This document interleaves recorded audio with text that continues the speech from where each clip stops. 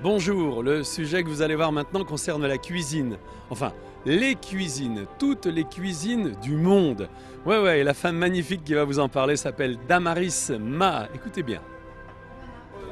L'idée de ce projet, c'est que j'ai donc pas mal travaillé avec des traiteurs. Je me suis dit, mais je les vois tout le temps mettre des petits noms du style à base de gingembre, au goût vanillé de ceci. Tout ce qui vient donc de chez nous. Mais pourquoi nous, on ne pourrait pas mettre nos produits à ce niveau-là pour qu'on fasse traiteur, qu'on puisse présenter nos plats. Et en plus de ça, on pourrait créer de l'emploi. Il y a beaucoup de femmes au chômage, il y a des difficultés. Et en même temps, on pourrait valoriser le savoir-faire de ces femmes. Et voilà comment l'idée est partie. Et on a commencé à faire sur notre stand dans la fête de la ville à Arcueil. On a commencé donc à présenter nos petits plats qui ont plu. Donc elle cherche un local à Arcueil. Et Damaris nous a présenté aussi ses copines. On a Sako, elle est originaire du Mali. Elle suit les cours d'alphabétisation et elle est intéressée par le projet restauration parce qu'après, elle aimerait bien suivre la formation avec sa mignonne petite fille. Notre amie Ida, qui est indo-chinoise, qui est indonésienne, pardon, qui est arrivée là en partenariat avec son association. Et puis il y a Fatou qui est donc, elle est stagiaire. Fatou, elle nous vient de l'université de Créteil. Elle est originaire du Mali aussi. Enfin, il y a Badia Yatou de la Guinée qui a écrit un bouquin parce qu'elle a vécu une histoire extraordinaire dont le titre est « On m'a volé mon enfance ». Et elle vient de créer une association qui a adhéré dans notre réseau qui s'appelle Espoir et combat des femmes. Vous ne vous êtes pas présentée?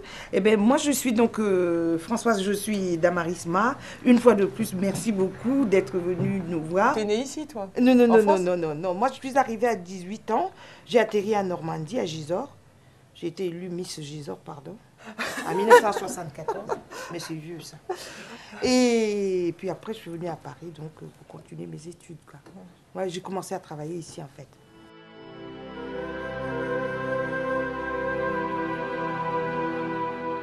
Ce qu'on fait, c'est que chacune arrive avec son savoir-faire et les plats de chez elle. Elle le présente et elle montre aux autres comment ça se passe. Et ensemble, on arrive à confectionner des plats de différents pays. C'est comme ça qu'on arrive à faire la promotion des cuisines du monde. Des cuisines du monde. L'objectif, là, maintenant, c'est de réunir toutes ces femmes dans un endroit, en France, on appelle ça un laboratoire. Exactement. Voilà, avec des cuisines, du froid, enfin, toutes les choses très propres.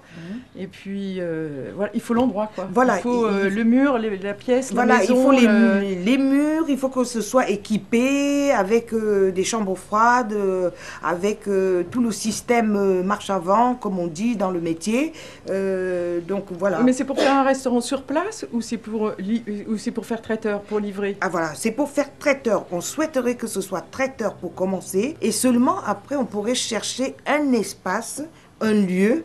Et ça, nous tenons beaucoup, ça nous tient beaucoup à cœur parce que, franchement, le fait qu'il y ait un lieu où les gens peuvent venir aussi, parce que nous cherchons à créer du lien social, parce que tout est cassé. Un petit morceau, chacun court, rentre dans son immeuble. On a des personnes qui vivent seules, qui sont enfermées, alors que si on avait un petit lieu, on aimerait bien recevoir, je ne sais pas, une dame arcueillaise ou un monsieur qui est seul, qui veut venir déguster ou commander des petits plats chez nous.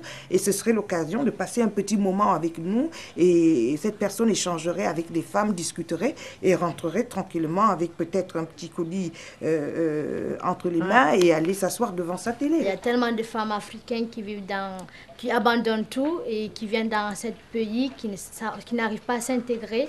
Je pense que cette formation-là, ça leur permettrait à la fois s'intégrer et à la fois trouver un métier qui n'est pas à eux, pour si jamais ils rentrent chez eux, ils ne vont pas rester les bras croisés. Donc moi, je trouve que c'est une bonne idée. J'espère que ça va dire. Voilà. Parce que rentrer, c'est difficile. Rentrer en n'ayant rien fait ici, quoi. En n'ayant pas réussi. Surtout quand tu as tout abandonné derrière toi, que tu espères que ici c'est le paradis. En fait, ici c'est pas le paradis et tu te rends compte. Et quand on te dit je vais te renvoyer dans ton pays d'origine où tu as tout abandonné, revenir les mêmes vides, c'est les regards perdus. Je pense que ces femmes-là, elles ont besoin d'être aidées, justement d'être formées pour qu'ils comprennent qu'ils peuvent vivre mieux chez eux et vivre libre et digne avec quelque chose.